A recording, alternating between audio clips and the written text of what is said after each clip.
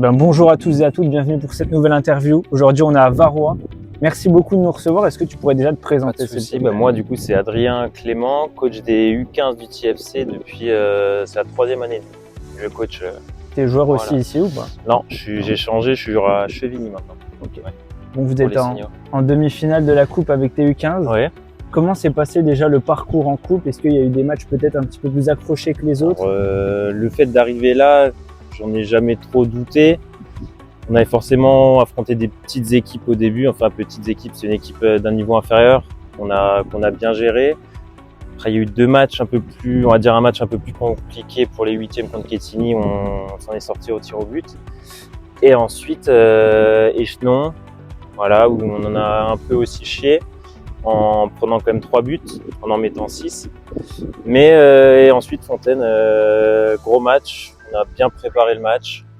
Les joueurs ont été un peu plus de motivation que pour un match de D2 et puis voilà, ça l'a fait. Justement, ce match contre Fontaine pour une place dans le dernier carré.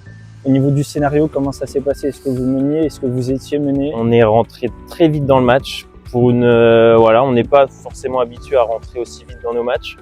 On menait 4-1 à la 3 mi-temps, 4-1 à la 55e. Ensuite, ils ont pris un rouge à la 55e. Et c'est à partir de ce moment-là qu'on a commencé à paniquer. Donc paradoxalement, voilà, c'est peut-être la petite chose à retravailler, l'aspect mental, mais voilà, mener 4-1 contre une D1 à la 55e, c'était quelque chose que j'envisageais pas forcément, qui s'est bien déroulé finalement.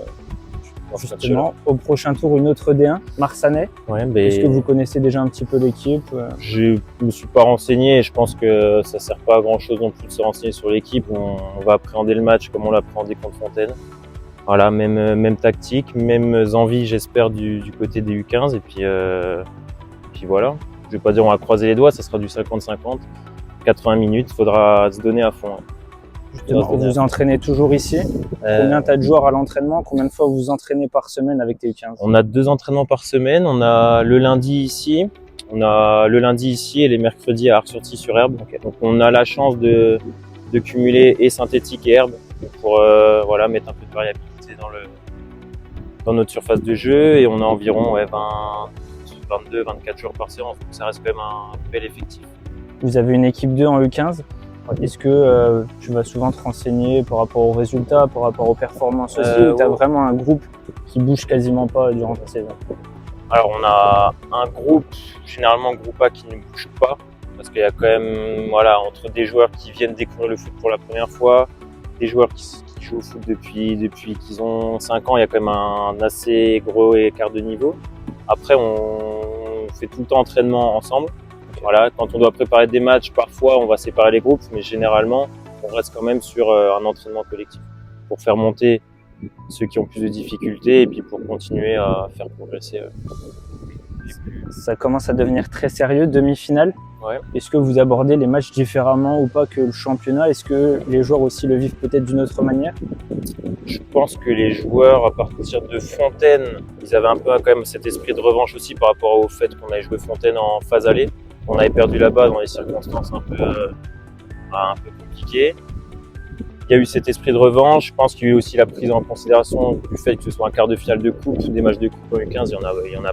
Enfin, moi, c'est que la deuxième année, il me semble, qu'il y a cette chose-là. Donc, le fait plus que ce soit de la coupe, peut-être un peu plus de motivation. Après, entre l'alternance entre match de championnat des deux, match de coupe, les matchs, on les prépare de la même manière. Voilà. Il reste plus qu'un match avant d'avoir les maillots. Ouais. Il y a aussi cette belle coupe peut-être dans 2 matchs. Ah, j'espère. Comment toi, personnellement, tu l'avais vécu cette saison et ce parcours en coupe? Cette saison, comment j'ai vécu, c'est un peu un aboutissement du fait que ça va être la 3e année que je coach, donc je vais peut-être être sur la fin d'un cycle, mais du coup je prends d'autant plus de plaisir du fait de la progression de mon expérience en tant que coach de U15 et également du groupe que je suis quand même depuis 3 ans. Donc ça reste une fierté pour moi personnellement en tant que coach U15. Ça peut rester aussi une fierté pour le groupe que je suis aussi depuis 3 ans. Il y a ce côté championnat aussi qu'on va parler un petit peu. Ouais. Comment tu en parlerais toi de cette saison en championnat? Vous êtes 6e de D2, si je dis pas de bêtises. Ouais, c'est ça. Alors, championnat ou première partie de saison, on s'est fixé la montée. On a échoué, peut-être mettre des objectifs un peu trop élevés par rapport aux ambitions et par rapport à la qualité d'un début de championnat. On a perdu contre nos adversaires directs, donc ça a laissé des traces. Deuxième partie de saison, pareil, on s'est fixé un top 2 minimum. On a perdu contre deux équipes, voilà, des matchs sur herbe qu'on ne sait pas appréhender, des matchs avec de l'intensité qu'on ne sait pas appréhender non plus. Donc, voilà. C'est une belle saison. Je pense qu'on aurait pu aller chercher plus haut en première partie de saison et on doit aller chercher plus haut là en fin de championnat. Ben, en tout cas, bravo pour le parcours. En vous souhaitant bien sûr d'aller jusqu'en finale et puis voilà, une belle saison pour vous et puis on vous souhaite le meilleur et une bonne fin de saison avec le TFC. Merci. Merci.